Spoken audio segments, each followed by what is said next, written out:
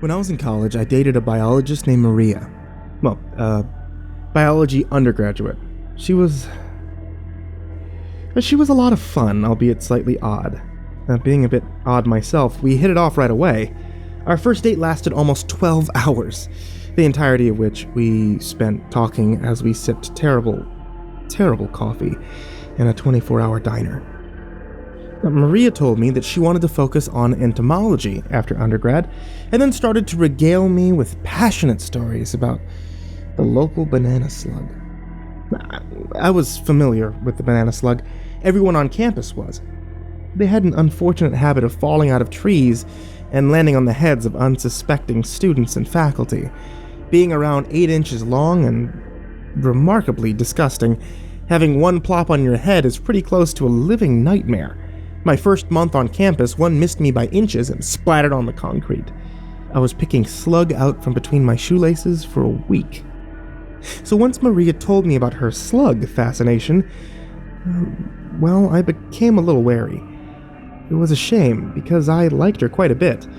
She could sense something was awry, so I admitted to being terrified of the things. All bugs, really. Instead of mocking me, which I'd grow to expect after years of asking women to kill spiders and centipedes for me, she held my hand. This was the first real physical contact we had together. Right then, I knew she was special. We dated for a few weeks, and our chemistry was phenomenal. It felt good to have such a steady, positive presence in my life. As the school year progressed, though, it became obvious Maria was struggling with her work. It wasn't that she was slacking or not studying. Quite the contrary. She was studying so much that I'd only see her once or twice a week. But despite all the work, she was on pace to fail her biology course, the subject that was the most important to her. After a miserable few days when she was positive that she'd get thrown out of school for poor grades and never have the opportunity to be the scientist she'd always wanted to be since she was a little girl, her professor gave her a lifeline, an extra credit assignment. The project Maria was given was simple. She'd incubate banana slug eggs in different environments to learn how microclimatic variations affect hatch rate and survival beyond one day. She received permission to use several spots on campus: the wellness center, the gym, the chemistry building, the biology building, and yes, my dorm. So strong were my feelings for Maria that I allowed her to place a shoebox breeding ground under my bed. And yeah, I had nightmares about slugs crawling up my bed and laying eggs in my mouth. I mean, who wouldn't?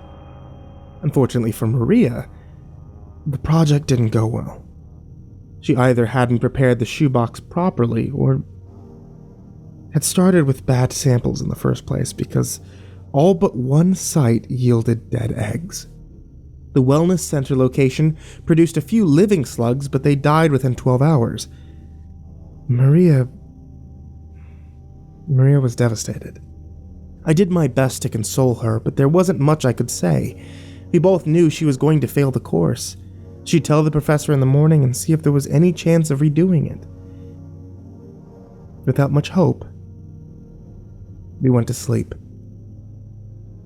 Maria got up early and visited the professor in his office.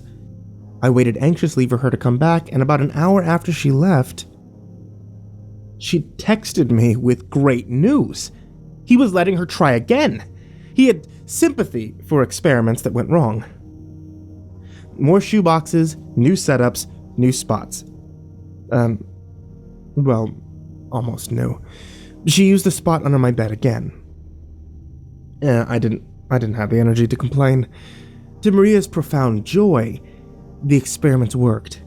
Within a space of 36 hours, the shoebox hatcheries did exactly what she'd hoped. 5 out of 6 were a success, she exclaimed, and hugged me. I'm gonna pass the course. Now, I was so happy for her. It was a huge weight off of both of us. And in our excitement, one thing led to another. I'll spare the graphic details, so here's a summary. she went down on me, I went down on her, and because it was a special occasion, well, she decided to swing her leg over my head, and we got to work doing some mutual fun stuff with our mouths. And towards the end of the act, she was getting pretty into it. Well, she stopped working on me and had straightened up and was grinding against my face when I held on for dear life, and as she climaxed, I felt something different. Something... No. Some things oozed out onto my lips and tongue, and they were moving, and I shrieked, and I pushed her away, and I ran my hand across my mouth, and small, wriggling banana slugs clung to my skin. I screamed again. I ran into the bathroom, and in the mirror I saw tens of inch-long baby slugs in and around my mouth. I vomited with a violence I never realized could be possible. "Oh my God, I'm so sorry," she cried as I gagged and tried to scrape the slime off my tongue with my fingernails. I didn't reply. I just looked at her. She stroked my hair in an attempt to comfort me. It wasn't working. She started to say something, and then stopped. "What?" I choked out, still retching. She went silent for a moment,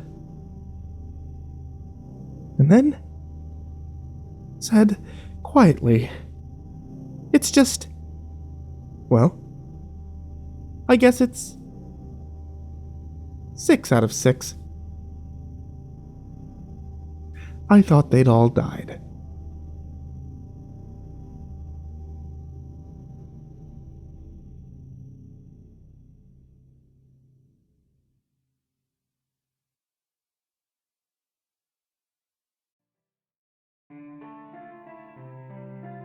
Hey there, everyone who's listening on YouTube, or those of you who are listening on the podcast. It's me, MrCreepyPasta, and before you head out for the night, I just wanted to let you know about a couple of things. Without you, the show doesn't take place. So, if you guys would like to support the show, or if you guys would like to get your hands on a couple of cool little things whenever new things come out, check out patreon.com/MrCreepyPasta, and any support that you guys show, I really appreciate. For everyone who's already donated to the Patreon, I really appreciate it. You guys are amazing. And thank you so much for that. If you guys are looking for more Creepypasta Storytime, there's a new video that's uploaded to this channel or uploaded to the podcast every Tuesday, Thursday, Saturday, and Sunday now.